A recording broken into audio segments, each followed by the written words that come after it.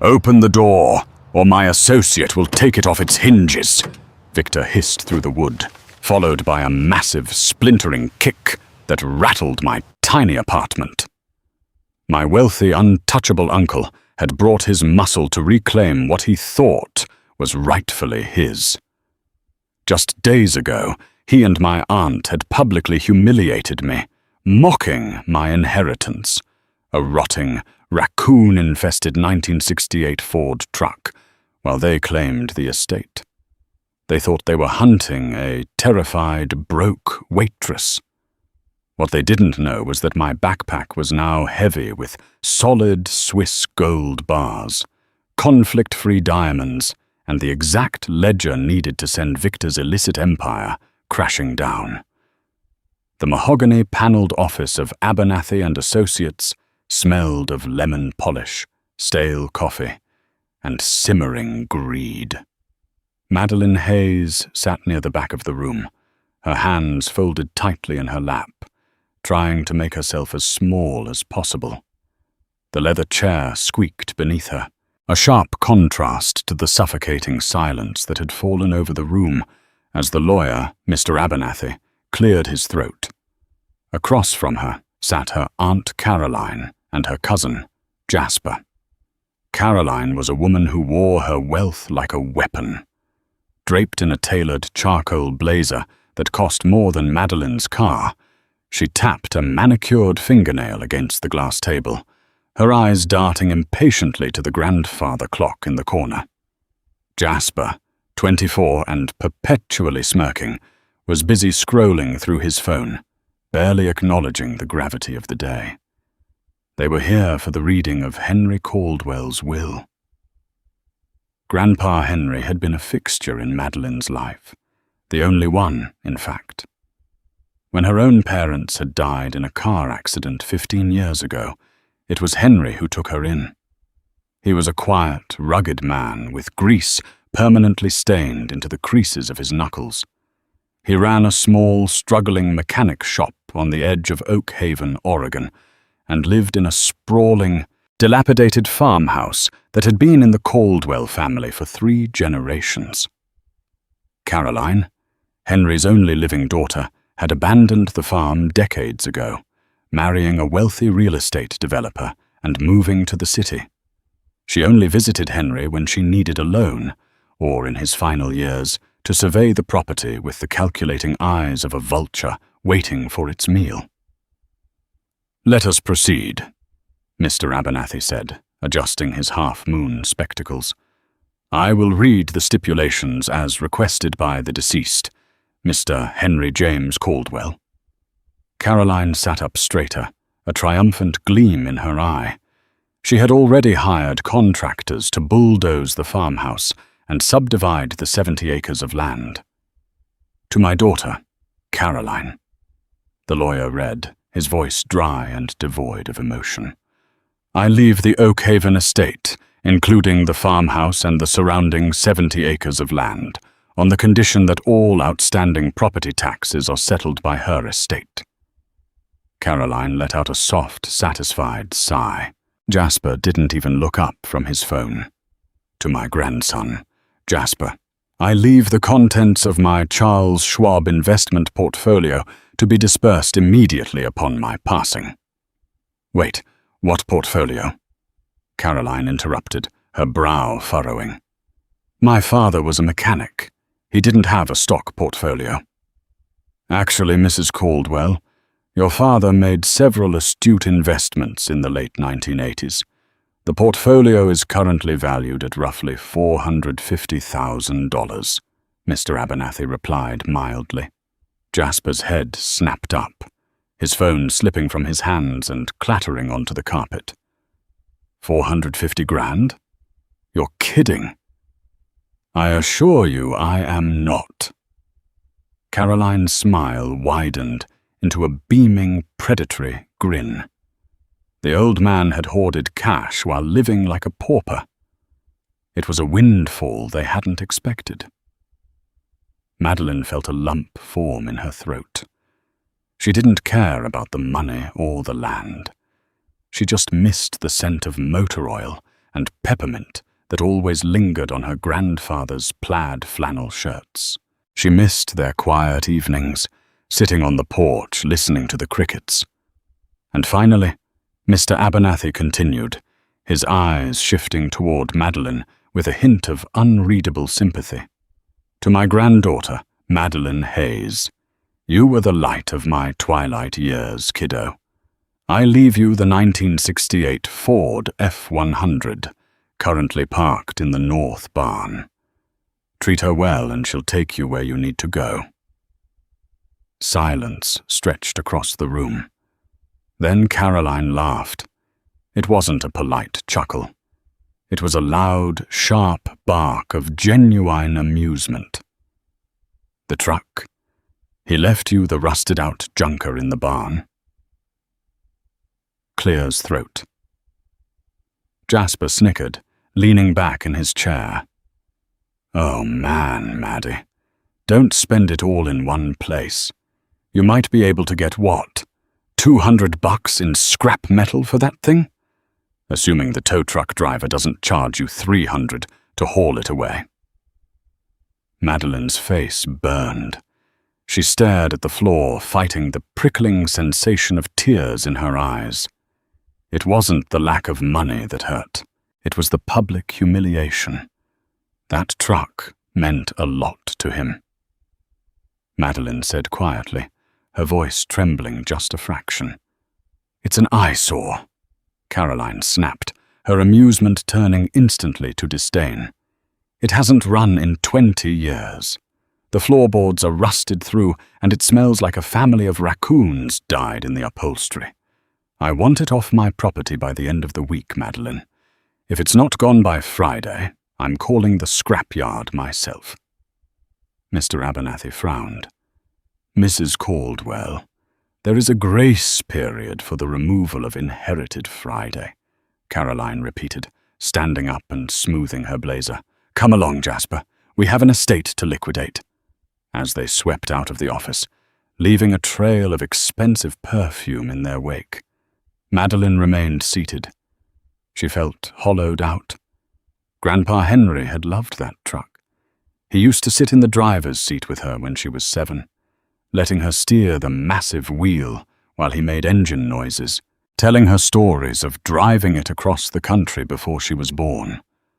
But as she grew older, the truck had been relegated to the barn, covered in a tarp, slowly surrendering to time and rust.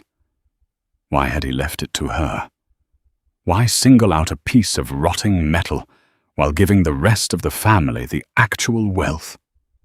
2 days later, Madeline paid $300, a significant chunk of her meager savings from her waitress job, to have the Ford F100 towed to her apartment complex on the outskirts of the city.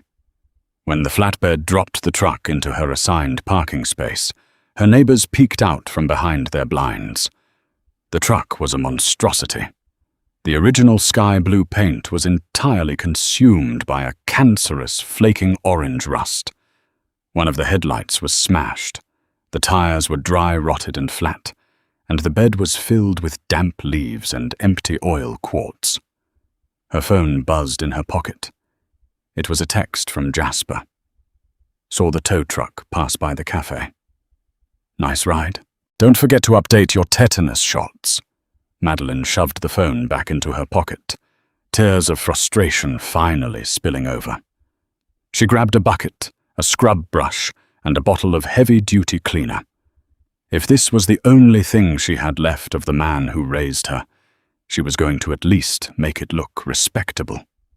Saturday morning brought a heavy, unrelenting drizzle that washed the city in shades of grey. Madeline stood in the parking lot in her oversized overalls, soaked to the bone, battling the grime inside the cab of the F100. The interior was in even worse shape than the exterior. The springs of the bench seat poked through the cracked vinyl like broken bones. The dashboard was coated in a thick, sticky layer of dust, and the entire cabin smelled faintly of gasoline, damp earth, and decay. She spent 3 hours just clearing out the trash, old spark plugs, brittle diner receipts from 1982, and a rusted tire iron. Exhausted and shivering, she sat in the driver's seat, gripping the steering wheel. She closed her eyes, trying to conjure the image of her grandfather sitting next to her. But all she felt was the cold reality of her current life. 26, barely making rent, and mocked by the only family she had left. "Treat her well, and she'll take you where you need to go," she whispered aloud, repeating his words from the will. Frustration boiled over. She slammed her hand hard against the dashboard. "Where, Grandpa? To the scrapyard?" The force of her strike jarred the heavy metal dashboard. A strange metallic clack echoed in the small cabin. Madeline froze. She looked down. The glove compartment, which had been rusted shut and entirely unyielding when she tried to pry it open earlier, had popped open about half an inch. Curiosity replacing her anger, she wedged her fingers into the gap and pulled. It resisted with a harsh screech of metal on metal, then suddenly gave way, dropping open to reveal a hollow, dusty cavity. It was entirely empty. She let out a bitter laugh, shaking her head. Of course. But as she reached in to wipe away the dust, her knuckles brushed against the back wall of the compartment. It wasn't solid steel like the rest of the dash. It felt like thick, hardened plastic. And it rattled. Madeline grabbed her flashlight from her cleaning bucket and shined it inside. The back panel of the glove box was a false wall. There were no screws, but there was a tiny, barely visible sliding latch in the upper left corner. Her heart began to pound, a frantic rhythm against her ribs. With a trembling finger, she pushed the latch. It was stiff, fighting her until it finally gave way with a sharp snap. The false back fell forward, revealing a hidden recess deep within the firewall of the truck. Inside the recess sat a heavy, dark green canvas pouch, tightly bound with a thick leather strap. Madeline carefully pulled it out. It was surprisingly heavy, weighing perhaps 10 or 15 pounds. She placed it on the passenger seat, her breath catching in her throat. The leather strap was dry and cracked, breaking apart in her hands as she struggled to untie the knot. When she finally pulled the canvas open, the smell of old paper and copper filled the air. Inside were 3 things. First, a stack of heavily stamped passports, all bearing Henry Caldwell's face, but none bearing his name. One identified him as Arthur Pendleton, another as Thomas Croft. The stamps spanned the globe. Geneva, Zurich, Vienna, Moscow, and Buenos Aires, all dated between 1971 and 1978. Madeline stared at the photos. It was her grandfather, looking rugged and dangerous in his 30s, a stark contrast to the gentle mechanic she had known. Second, there was a thick, leather-bound ledger. Madeline opened it, her eyes skimming the handwritten entries. It was filled with lists of names, dates, and massive dollar amounts, all written in her grandfather's meticulous cursive. Next to several names were terrifying annotations. Asset recovered, target neutralized, or bribe delivered. File closed. Her grandfather wasn't just a mechanic. He had been involved in something deeply covert, deeply lucrative, and incredibly dangerous. But it was the third item that made her heart stop. Beneath the ledger was a large, flat, velvet-lined jeweler's box. Madeline pried the brass clasp open. The dim, rainy light of the parking lot caught the contents, refracting into 1,000 dazzling, brilliant colors. Nuzzled in the velvet were dozens of uncut stones, diamonds the size of marbles, deep blue sapphires, and rubies that looked like crystallized blood. Alongside the gems lay 3 solid gold bars, each stamped with the insignia of a Swiss bank that Madeleine didn't recognize, but whose weight in her hands told her everything she needed to know. She was holding a fortune, a massive, undeniable fortune. Maddie. Madeleine jumped nearly out of her skin, slamming the jeweler's box shut and throwing the canvas bag onto the floorboards, kicking a dirty rag over it, just as a sharp tap hit the driver's side window. She whipped her head around. Standing in the rain, holding a massive golf umbrella, was Aunt Caroline. Madeleine rolled down the window halfway, her hands shaking so badly she had to grip her knees to steady them. "Aunt Caroline, what are you doing here?" Caroline looked out of place in the run-down apartment parking lot, her designer trench coat practically glowing against the grim backdrop. She looked past Madeleine, her sharp eyes scanning the interior of the truck with an intensity that sent a chill down Madeleine's spine. "I was in the neighborhood," Caroline lied smoothly, her voice overly sweet. "I came to apologize, dear. I was harsh at the lawyer's office. Grief makes us act in ways we aren't proud of. It's fine." Clear's throat. Madeleine stammered, hyper-aware of the canvas bag hidden beneath the rag just inches from her boots. "Listen," Caroline said, leaning closer to the window. "I've been thinking about this old eyesore. I know it has sentimental value to you, but the truth is, you can't afford to restore it. It's just going to rack up fines sitting in this parking lot. I'll do you a favor. I'll give you $5,000 for it right now. Cash." Madeleine stared at her. $5,000 for a rusted truck that Jasper had valued at $200 in scrap. "Why would you want it?" Madeleine asked, forcing her voice to remain steady. Caroline's smile tightened just a fraction. "For the farm, of course. I thought I might use it as a decorative planter, a rusty chic sort of thing near the new subdivision entrance." It was a lie. A blatant, desperate lie.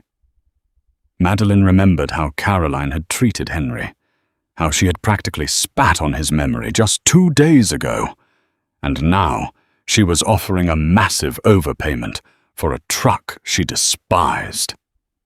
She knows, Madeleine realized with a sickening jolt.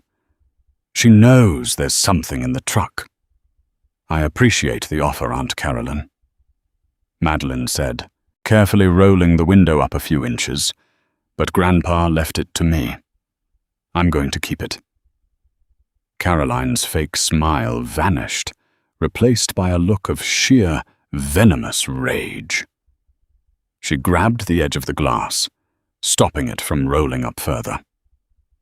"Don't be a fool, Madeleine," Caroline hissed, her voice dropping into a menacing whisper. "You have no idea what you're dealing with. That old man stole something that belongs to my husband. If you find it, it won't bring you anything but misery. Sell me the truck.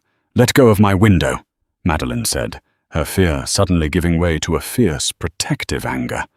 She turned the ignition crank to the battery setting and hit the automatic window switch. The glass forced Caroline's manicured fingers away. Caroline stepped back into the rain, her eyes blazing. "You're making a massive mistake, you little brat. I'm not leaving here without what's mine." As Caroline marched back to her idling Mercedes across the street, Madeleine locked the truck doors. Her hands were shaking violently as she pulled the rag off the canvas bag. Her grandfather hadn't just left her an inheritance. He had left her a war. Madeleine didn't wait to see if Caroline would double back. She shoved the heavy canvas bag, the ledger, and the jeweler's box into her faded canvas backpack, her hands slick with rain and nervous sweat.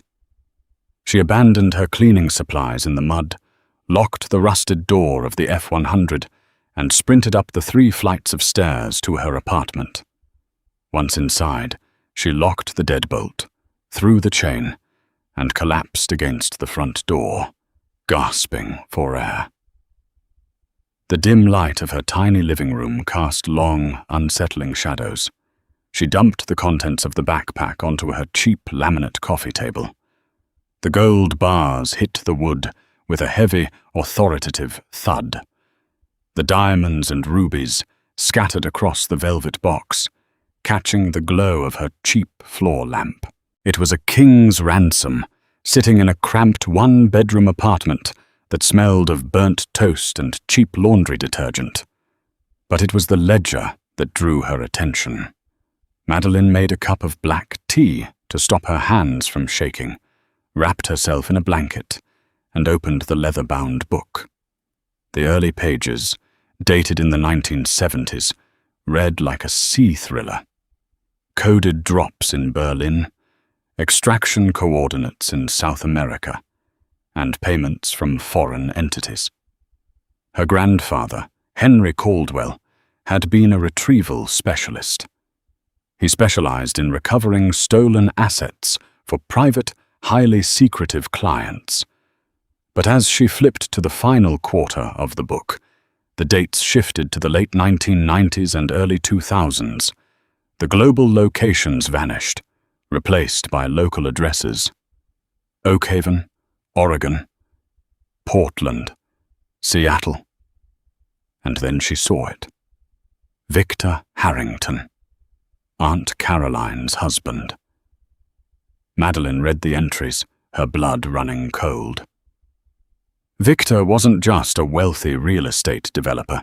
He was the architect of a ruthless, illegal land grab syndicate. According to Henry's meticulous notes, Victor had been systematically defrauding elderly landowners using shell companies to force them into foreclosure, and then buying their land for pennies on the dollar. Henry had discovered his son-in-law's syndicate when Victor tried to target the Caldwell farm. Instead of going to the police, who Victor likely had in his pocket, Henry had come out of retirement. The ledger detailed how Henry had tracked Victor's illicit profits, intercepted a massive payoff from a corrupt foreign contractor, and stolen the untraceable assets. 3 Swiss gold bars and a collection of conflict-free gems intended to be laundered through the black market. At the bottom of the last page, Henry had written a final note. The ink slightly faded. Victor knows I took it, but he can't prove it without exposing his own empire. I've hidden the insurance policy in the only place they'd never look, a truck they're too arrogant to value. Madeline, if you are reading this, I am gone. Do not trust Caroline. Take the ledger to William Dempsey at the Gemological Institute of America, a lab in Carlsbad. He owes me his life. He will broker the stones and protect you. A loud, violent pounding on her apartment door shattered the silence. Madeline dropped the ledger. The teacup rattled on the saucer. "Madeline, open this door right now!"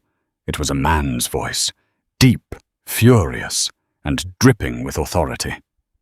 "Victor!" She crept toward the door and peered through the peephole. Victor Harrington stood in the hallway, his expensive tailored suit dripping with rain, his face flushed red with rage.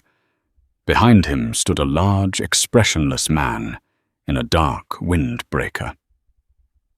"Muscle, I know you found it," Victor hissed through the wood, his voice dropping to a menacing pitch.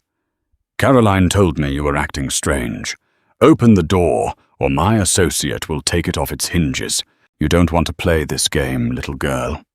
Panic flared in Madeline's chest, but as she looked back at the table, at the fortune her grandfather had bled to protect, at the undeniable proof of Victor's crimes, the fear morphed into a cold, hard resolve. She wasn't just a broke waitress anymore. She was Henry Caldwell's granddaughter. She quickly swept the gold, the gems, and the ledger back into her backpack. She slung it over her shoulders, grabbed her fire escape key, and bolted for the kitchen window. As the front door groaned under a massive, splintering kick from Victor's associate, Madeline slipped out into the stormy night, scrambling down the rusted iron stairs into the dark alley below. 3 days later, the rain had finally cleared, leaving the city washed clean under a brilliant blue sky. Madeline sat in the exact same leather chair in the mahogany-panelled office of Abernathy and Associates. Her posture, however, was entirely different.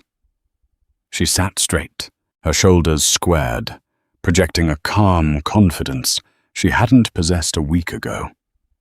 Across from her, Caroline and Victor looked completely unraveled. Caroline's usual immaculate hair was slightly disheveled, and the dark circles under Victor's eyes betrayed sleepless nights of frantic searching. Jasper was nowhere to be seen. Mr. Abernathy looked between the three of them, clearly uncomfortable with the palpable tension in his office. "Madeline, you requested this emergency meeting. You stated it was a matter regarding the estate." "Yes, Mr. Abernathy," Madeline said smoothly. She reached into her sleek new leather tote bag, purchased with a small cash advance arranged by William Dempsey in California, and pulled out a thick manila folder. "You little thief," Victor snarled, leaning forward, his hands gripping the edge of the glass table. "You have no idea the fire you're playing with. Give it back." "Give what back, Victor?" Madeline asked, tilting her head with a polite, innocent smile. "The rusted truck." "You know exactly what," Caroline spat, dropping her wealthy socialite facade entirely. "That money belongs to us." "Actually," Madeline said, opening the folder, "it belongs to the people you defrauded.